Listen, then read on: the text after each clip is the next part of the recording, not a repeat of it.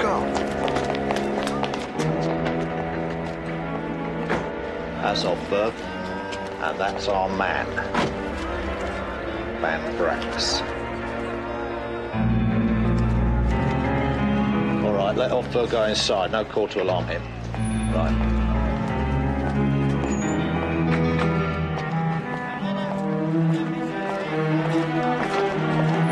Van Brax, you have a warrant for your arrest on the charge of receiving 10 stones, knowing them to be stolen. Rubbish. Never you mind about rubbish. You're coming with us.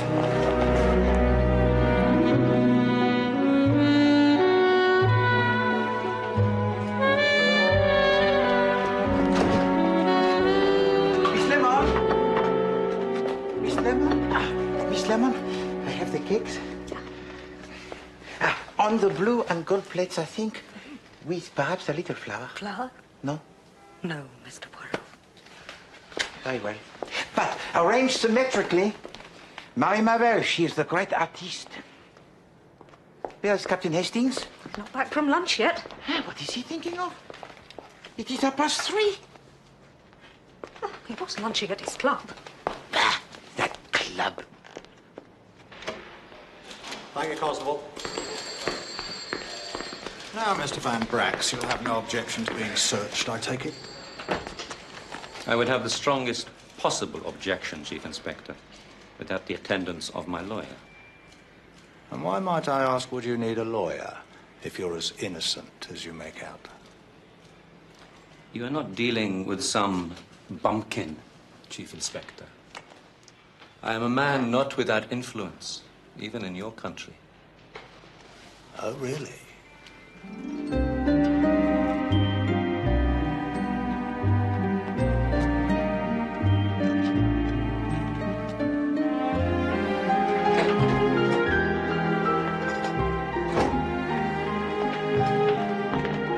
What's cooking? Nothing is cooking, Hastings. The cook is waiting for you to finish your nice game of billiards at your club. Marie Marvel is coming to tea. Who? Oh, What's up? you do not know who is Marie Marvel? Can't say I do, no. These look good, Poirot. Marie Marvel is the greatest film star Belgium has ever produced. I think she's the only film star Belgium's ever produced. You do not remember La Tendresse Orageuse? Oh, what? Un drôle de cœur? I didn't even know they made films in Belgium. Why is it the fate of Hercule Poirot to live among such Philistines? Certainly. Hastings, Marie Marvel and her husband, Gregory Ralph, are stars of international renown. They have made... That was Miss Marvel. She can't come. But... Can you call on her at her hotel instead?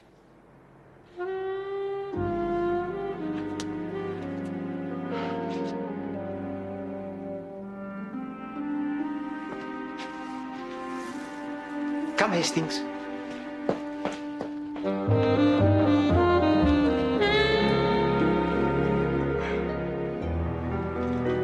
Well, I'll do that, sir. Yes, sir. Right. Well, there seems to be some procedural difficulty about this. You can go for now, Mr. Van Brax. Thank you, Chief Inspector. What did the Commissioner say? Never you mind what the Commissioner said.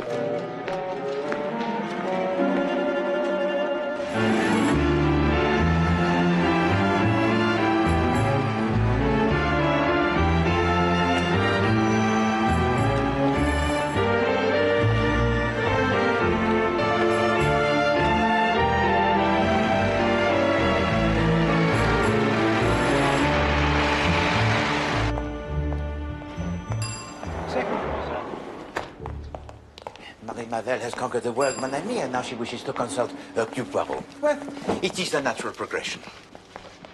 Because you see, Hastings, the ladies, they always seek Poirot for help. Because Poirot, you understand, has this particular sensitivity. Mademoiselle Marvel, Hercule Poirot. Arthur Hastings.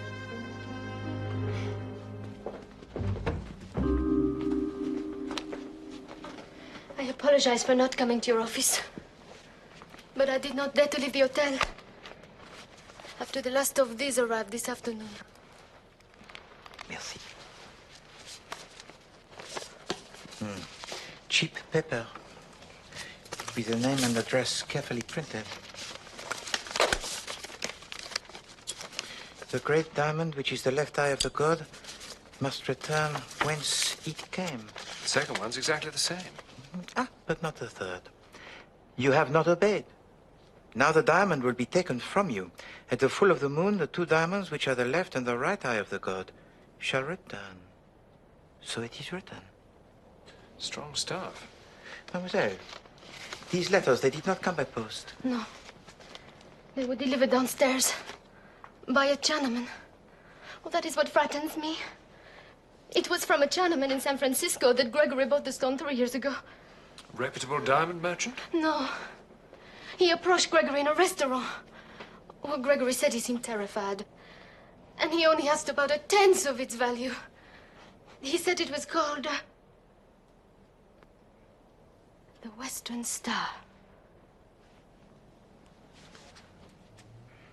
This story seems of a romanticism almost unbelievable. And yet, who knows, huh? When is the next full of the moon? Friday. I looked it up. 3 days' time? Mademoiselle, this belle histoire, it may be a hoax, but it may not. Therefore, I counsel you to place the diamond in my keeping until after Friday. Then we can take what steps we please. That is not possible. We're going to Yardley Chase for the weekend. Oh, pardon if I am dense, mademoiselle, but surely it is possible for you to go to Yardley Chase without taking the diamond with you. I want to wear it there.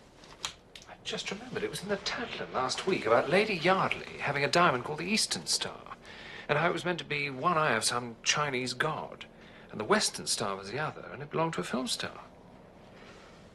Mademoiselle, could we be permitted to see the Western Star? Me and my husband are in negotiation with Lord Yardley. We want to make a film at Yardley Chase. It's a beautiful place. We shoot the film entirely on location at the house. Elizabeth and Sussex. Essex. Well, something. So you are acquainted already with Lord and Lady Yardley? Gregory met them when he was in California, a few years ago.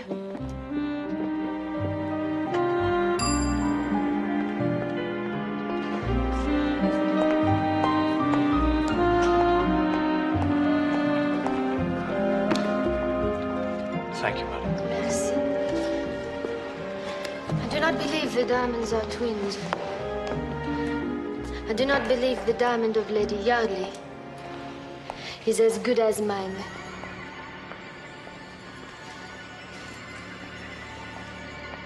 Épatant, without a fleur, sans tonnerre.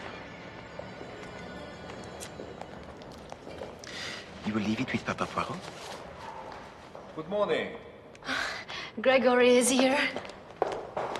Darling.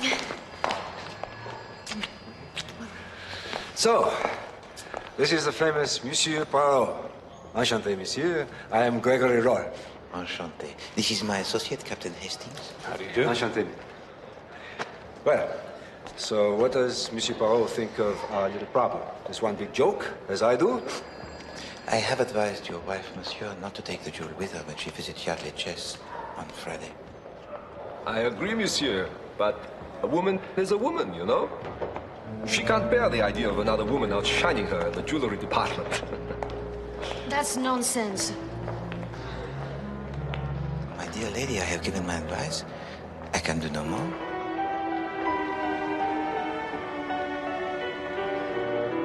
I've been after him for months. So Monsieur Van Brax is of interest to you?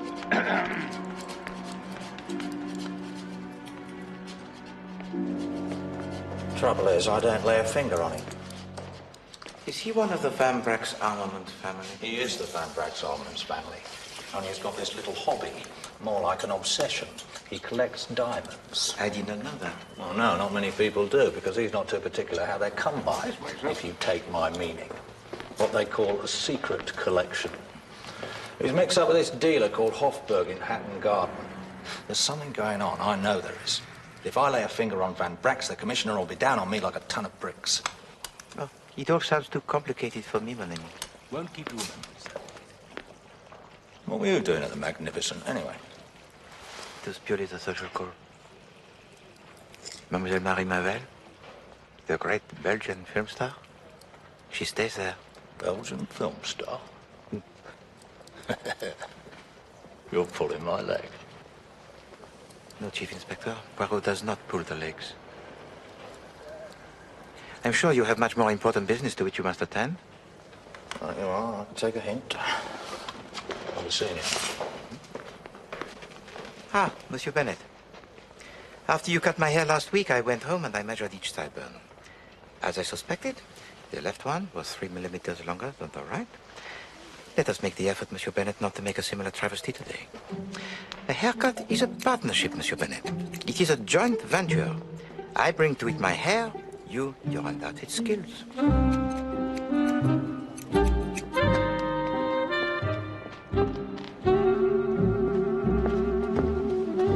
Captain Hastings.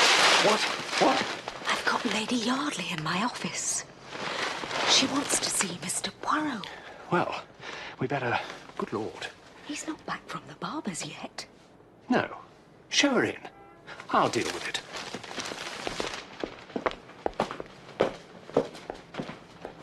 Will you come this way, please? Lady Yardley, sir. How do you do, Lady Yardley? I'm Arthur Hastings. I know why you've come here. You know? You have received blackmailing letters about the diamond. Do sit down.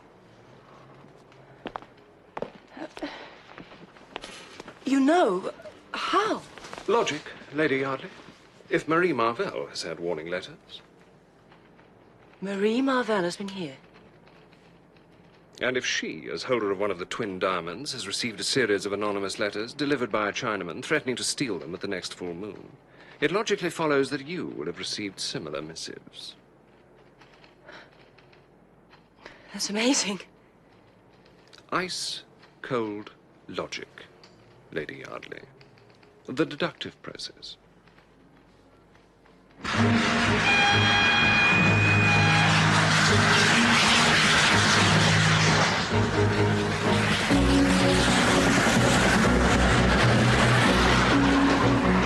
As a matter of fact, I remembered as soon as I saw Rolf. When he was out in Hollywood, Lord and Lady Yardley were there too. Yardley put money into some film. Lost a lot, I think. But there was gossip about Lady Yardley and your friend Rolf being seen a lot together. And the letters of Lady Yardley, they were also delivered by the Chinaman? No, I asked her about that. They came by post. But she said they smelt strongly of jasmine oil. Jasmine oil? It's a kind of Chinese scent.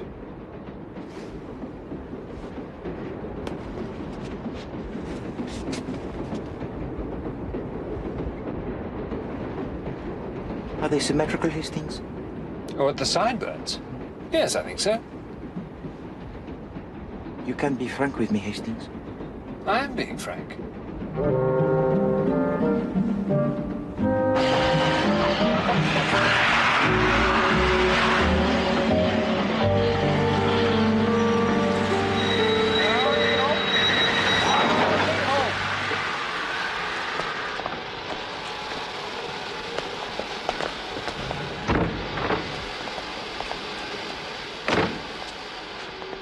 Hastings, why did Lord Yardley not come to see us?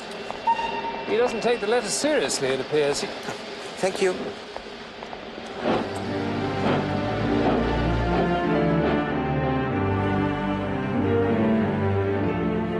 Well, I can't make head or tail of this. Marie Marvell's been getting these odd letters too, you say? What does it all mean? That, Lord Yardley, is what we must discover. But tell me, this story of the origins of the diamond, it is true? No, it's all damn nonsense. Nothing to do with China at all. My grandfather brought it back from India. And this business of making a film at Yardley Chase, that's all fixed up between you and Mr. Rolfe? Well, no, there's nothing settled yet. Nice chap, mind, for an actor. But no definite deal? Look, I might as well get this straight. I've been an ass in many ways, Captain Hastings. I'm head over ears in debt.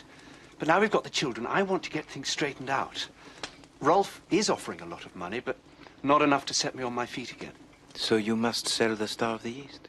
That's it. I've been to see Hofberg, the hat and garden man, about it, and he's trying to find a buyer for me. I comprehend. Look here, Monsieur Poirot. Do you think these letters are serious? I must confess, it sounds like a lot of tosh to me. To Poirot also, it sounds like the tosh. But I think there is happening something mysterious. Perhaps you should be on your guard.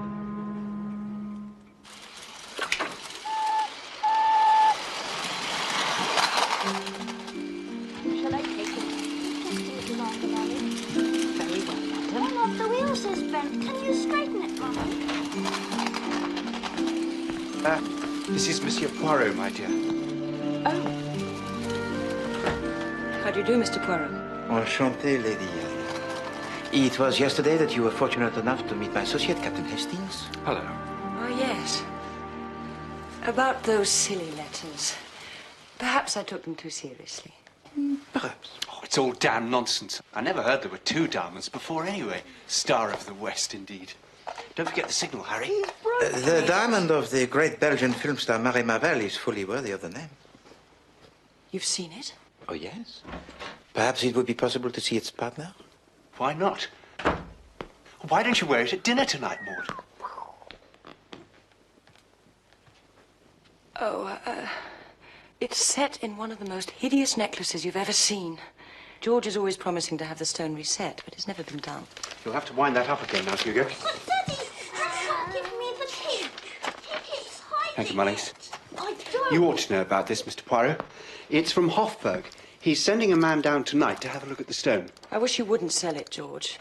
It's been in the family so long. Now, Maud. All right. Very well. Since it is the last time I shall be able to do so, I shall wear the Star of the East at dinner tonight. Excuse me.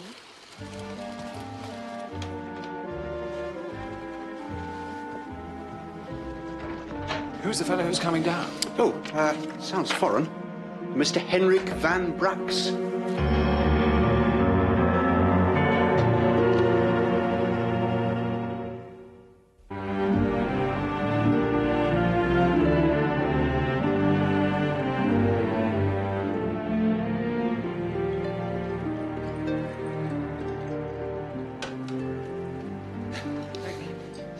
Fino for you, Monsieur Poirot?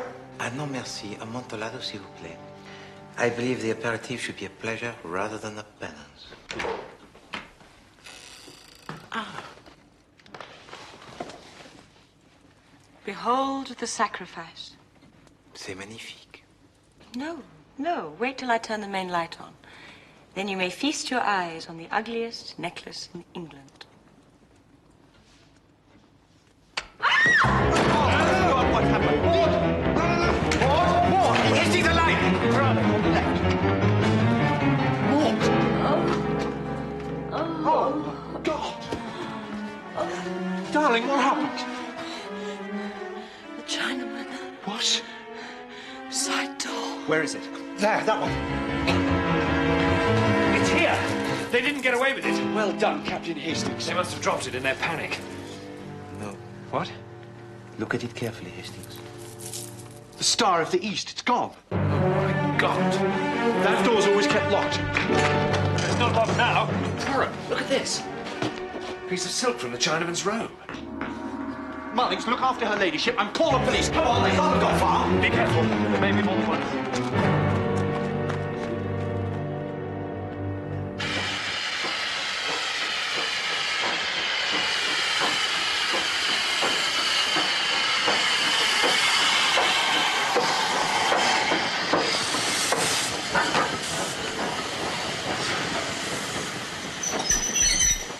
Yardley home. Yardley home.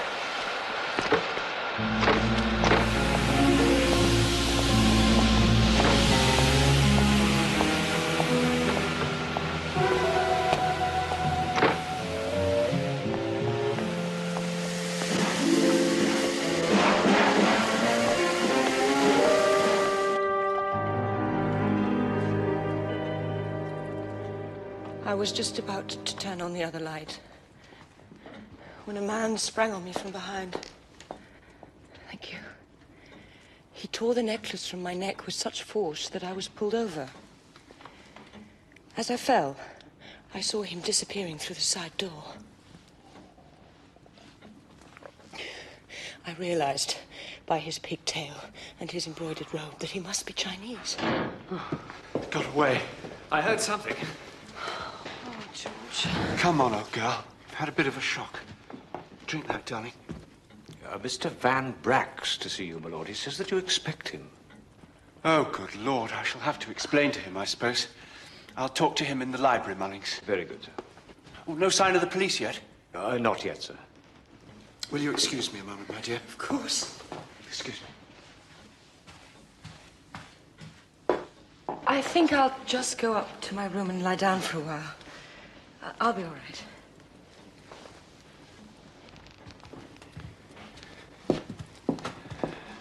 Look here, Poirot, don't you think we ought to get back to London? You think so, Hastings? Why? Well, the other diamond. Marie Marvell's. They've got one. Now they're bound to go for the other one. Tiens, but your brain marches to a marvel, mon ami. Figure to yourself. Poirot never thought of that.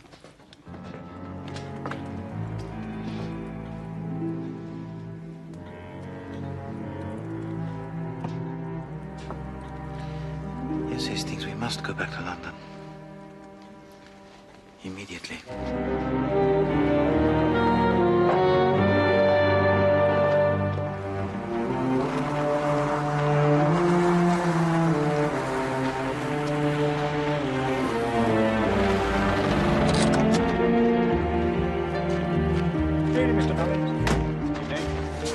Monsieur Poirot, goodbye. Thank you so much. Au revoir, my lord. Captain Hastings, thank you. Goodbye. Pleasant journey. Poirot! Who is that? It's Jap.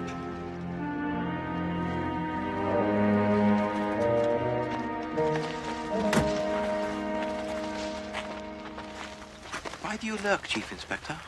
I've just trailed Van Brack's down here. You're mixed up with this diamond business, aren't you? Diamond business? Don't come the old acid with me, Poirot. Qu'est-ce que c'est, the old acid, Chief Inspector? Who are you? What's going on? I'll ask the question, Sonny, if you don't mind.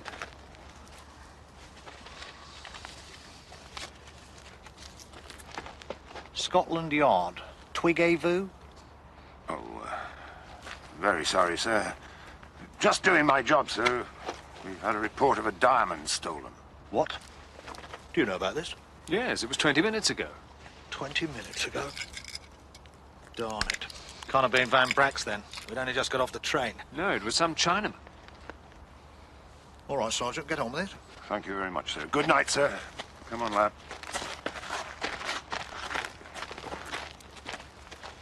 Now, what the hell is going on? There is nothing you can do here, Chief Inspector. Come back with us, and on the way I will tell you all that I know. Here we are, sir.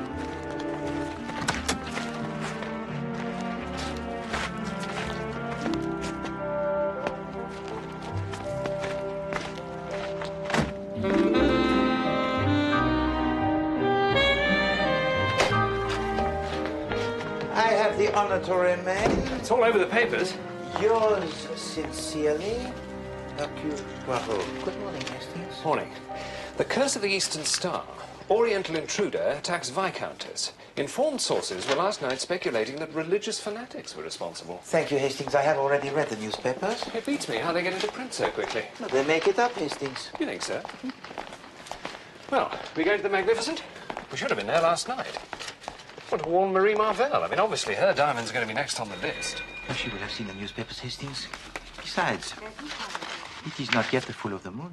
Well, they didn't wait for the full moon last night.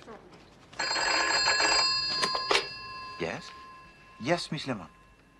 Yes, of course, put him through. Bonjour, Chief Inspector. Yes? Yes. We will come over immediately. Goodbye. Come, Hastings. The Western Star, it has been stolen. What? At the Hotel Magnificent. Well, what about the full moon now? When did this happen? This morning, I understand. If only you'd listened to me, Poirot. Take this straight up to room 606. Here we go again. Sinister Chinaman, little yellow gods, threatening letters. No, it's all true. Oh, yes. As true as I'm riding this bicycle.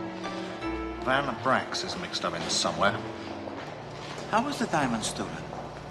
You'd better come and hear it from the horse's mouth.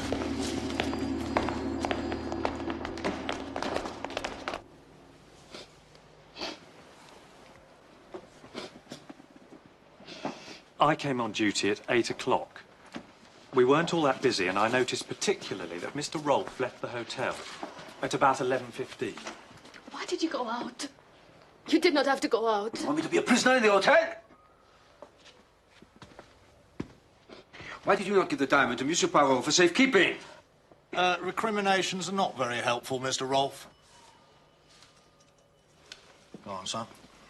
At about 11:30, a gentleman comes in. I mean, I thought it was Mr. Rolfe. He was dressed like him. He looked like him. He's blind, I tell you, blind! Well, this man, whoever he was, asked for Madame Rolfe's jewel case from the safe. And you gave it to him? Yes. I thought it was Mr. Rolfe. I gave him the receipt to sign, and he signed it. Chief Inspector, do we have the phone? Here we are, sir. Thank you. Sure. Is this your usual signature? Nothing like. He's blind, I told you, he's blind. All right, Mr. Rolfe. Well, I looked at the signature, and it looked all right to me. And he said, I've been getting threatening letters from a Chinaman. And the worst of it is, I look rather like one myself. Well, I looked at him, I saw what he meant. His eyes slanted up at the corners like an Oriental's. Well, I never noticed it before. Well, of course you've never noticed it before. Do you notice it now? I'm holding your hotel responsible for this. Please, Mr. Rolfe, I'm trying to conduct an investigation. And as a matter of interest, where were you at the time of the robbery? I was nowhere near the hotel. Why should I steal my own diamond? Is this the famous Scotland Yard talking? It's for you, Mr. Poirot. A word in your ear, Mr. Rolfe, if you don't mind. Thank you. Poirot. Lady Yardley's here to see you, Mr. Poirot. She says it's urgent. How does she seem? She seems terribly upset. Thank you, Miss Lemon. Now it begins.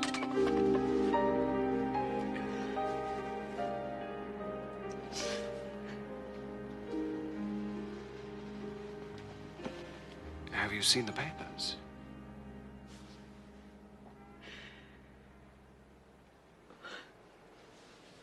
The more lies I tell, the more I get enmeshed in them. The Eastern Star was not stolen last night. It was taken from me 3 years ago. By Monsieur Gregory Ralph. You know? I am a detective, Lady Yardley.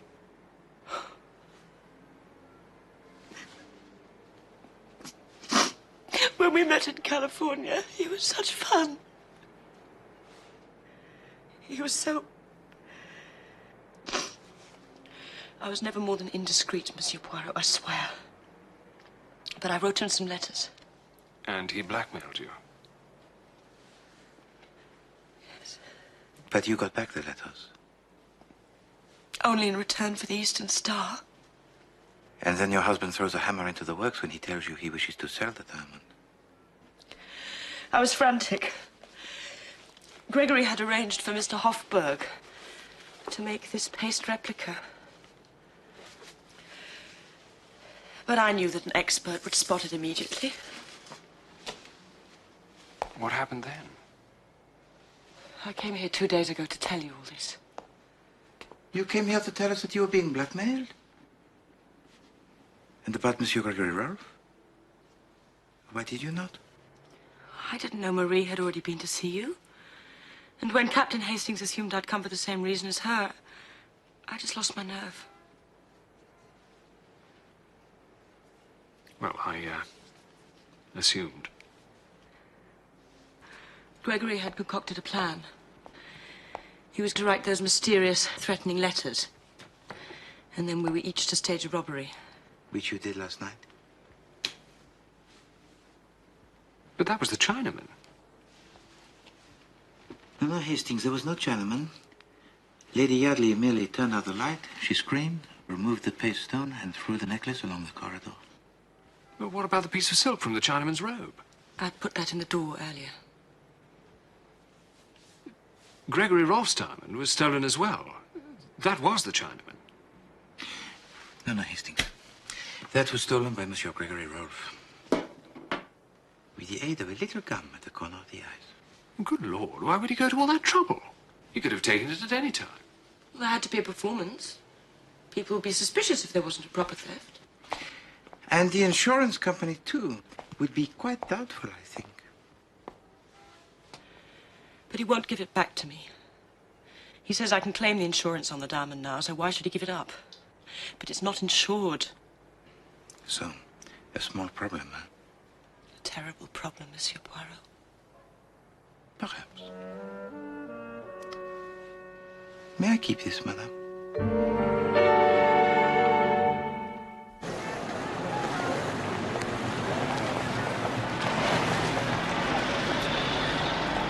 I'm an impatient man, Mr. Hofberg.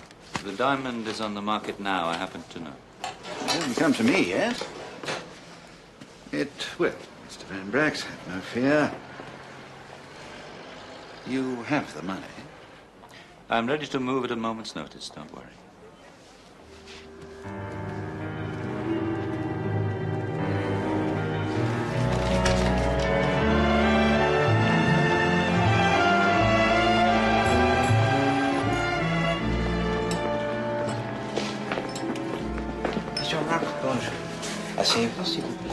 Monsieur Poirot, I am a very busy man. This morning I had the pleasure of a visit from Lady Yardley. So? She told me everything. How you blackmailed her for the Star of the East. How you sent the letters to your own wife. I don't know what you are talking about. That woman, you know? There is something wrong with her. She chased me all over California. She hasn't stopped chasing me. She tells these stories about Monsieur Rolfe, do not tell any more lies. Do not any more blacken the name of Lady Yardley. You will return the Star of the East to her immediately. You're as mad as she is.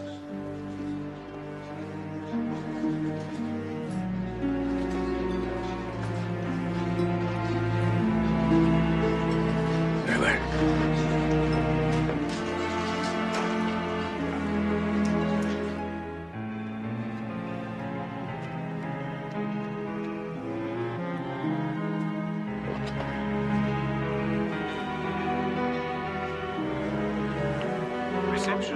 I may be leaving the hotel at very short notice. Would you have my bill ready waiting for me? Certainly, sir. I will see to it personally, Mr. Van Brax. Thank you.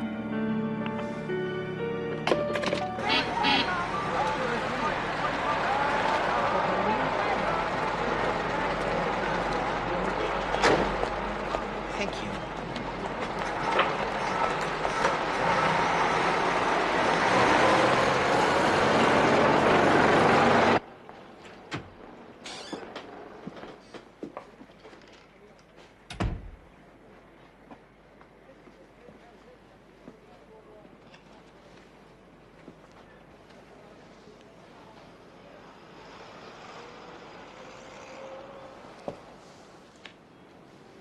And what can I do for you? You made this for Monsieur Gregory Rolfe 3 years ago?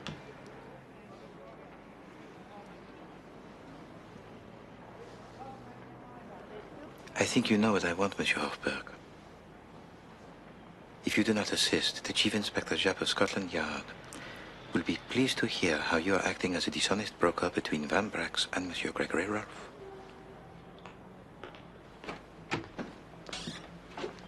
Mr. Rolfe to see you, Mr. Hofberg.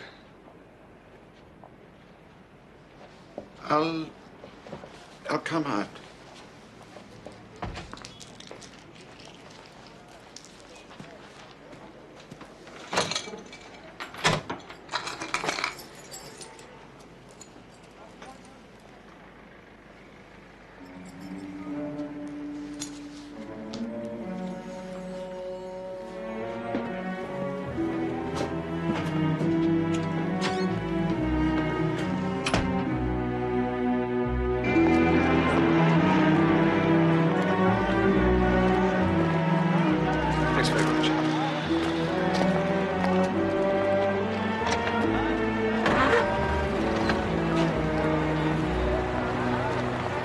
Wait a moment.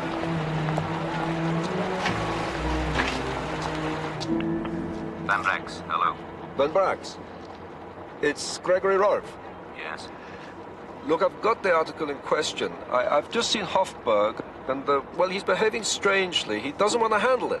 This is nonsense. Why has he changed his mind? Look, no. I don't know. I haven't got time to waste. I've got to get to Croydon Airport. Can you meet me there? I shall do my best. All right.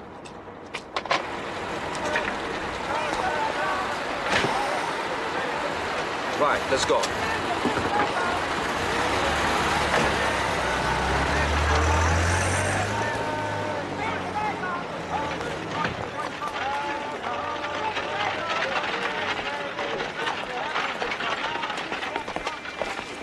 I thought you were going to be in there all night. Monsieur Rolfe Hastings, where did he go? Croydon Aerodrome. How do you know? He kept a taxi waiting. I asked the driver. Good Hastings. The simplicity, huh? Was he alone in the taxi? Yes. I must go back to the Hotel Magnificent at once. I have a sad duty to perform. Taxi! Get Lady Yardley and take her to the flat. Wait for me there.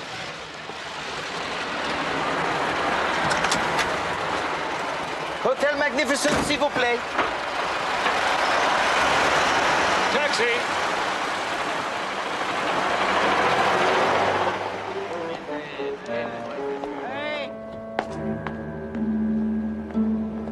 I'd like a taxi now. Yes, sir. Taxi!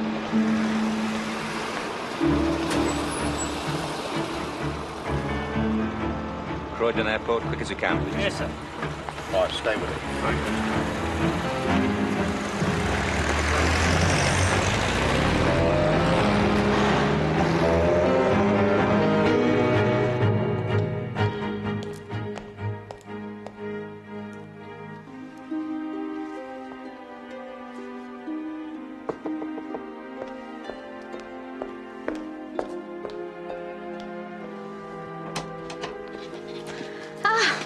Monsieur Poirot.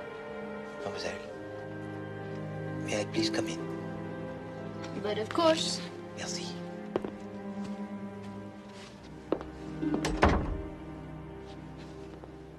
Have you any news? About the diamond? No.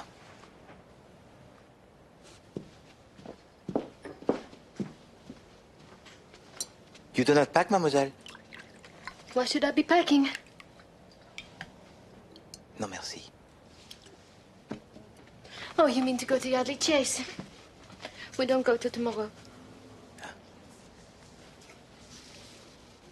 I don't know if we should go at all.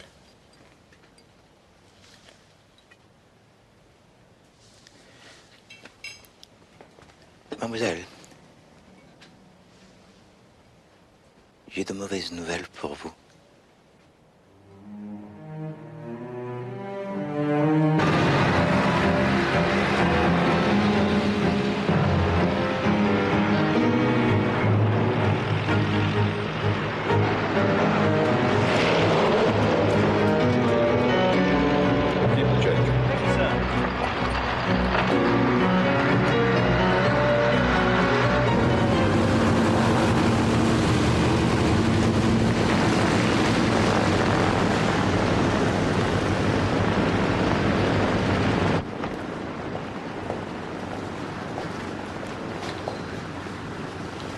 I think it's your turn. Johannesburg flight? Yes. Weight, 180 pounds. Luggage? No luggage. No luggage. Johannesburg flight, weight, 164 pounds. Luggage. Thank you. Quel idiot. Le pauvre imbécile. Elle n'a jamais cru qu'elle avait du talent. Il a toujours éprouvé le besoin de montrer ce dont elle était capable.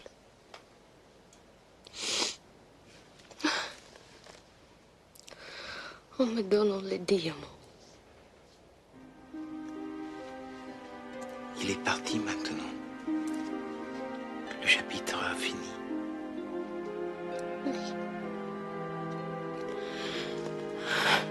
C'est fini.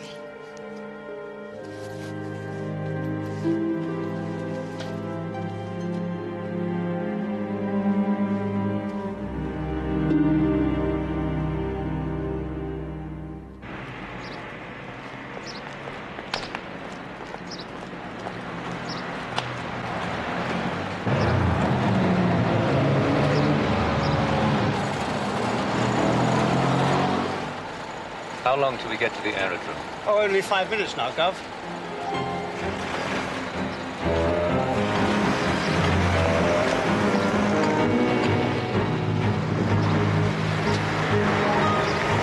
Change that sign. This is police business.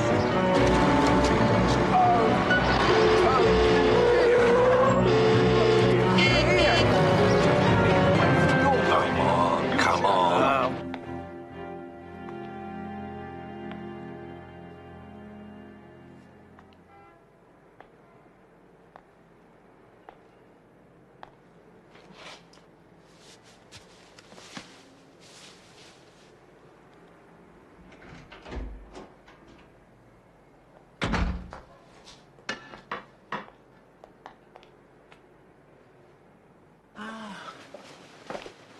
Lady Yardley, I have news for you. I need good news, Monsieur Poirot. Perhaps. Oh, Monsieur Poirot! Is it the real one? Yes, Hastings, it is the real Eastern Star. However, at this moment, Monsieur Gregory Rolfe is waiting at Croydon Aerodrome, believing that the paste stone in his pocket is the real one. But where did you get it? From Monsieur Hofberg. I ascertained that he was acting as the go-between for Van Brax and Monsieur Gregory Rolfe. But I managed to persuade him to refuse to go any further with the business. But while he was examining it, to palm it and substitute it with the other. I can never thank you enough. Never.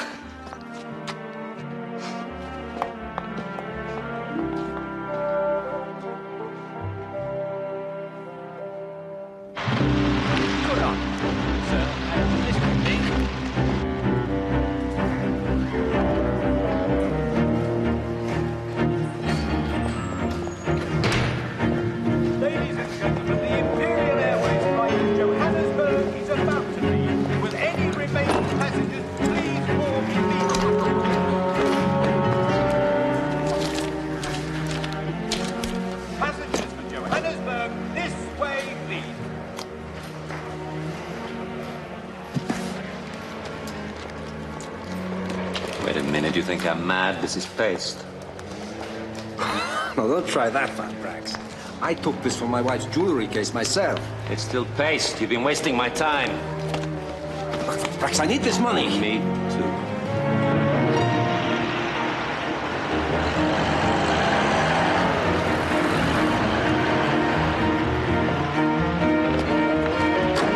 Need to see Hofberg with it. Stop it! Stop it! Well, well, well.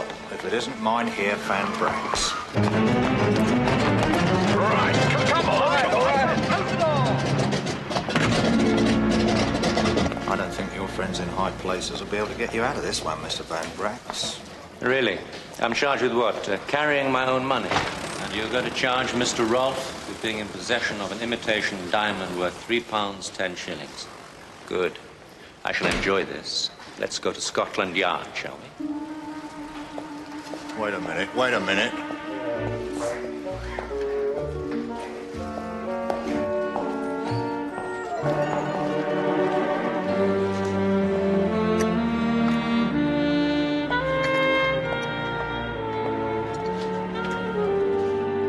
The veal, it is good, Hastings? Oh, very good, yeah.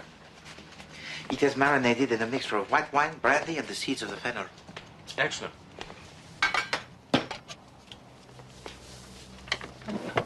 You know, you say you've got this particular sensitivity to women and all that, Poirot. It seems to me that all you've done for Marie Marvell is to lose her husband. Her blackmailing adulterer's husband, who is also the thief? That is such a great loss, Hastings? How little you understand the feminine psychology and feminine needs, Hastings. Well, you're right there.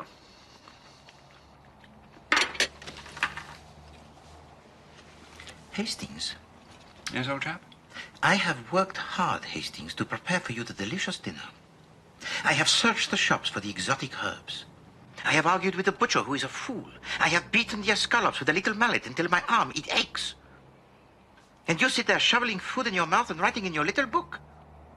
Oh, I'm sorry. Well, you're always rorting at me about order and method, so I've started to keep this notebook. I've got 2 columns. The first is to write down all the things I don't understand. Then the second is to write down the explanation. What is it that you write now? Well, the first thing is, if Lady Yardley's got the real diamond now, and the other one was imitation, who's got the other eye of the Chinese god?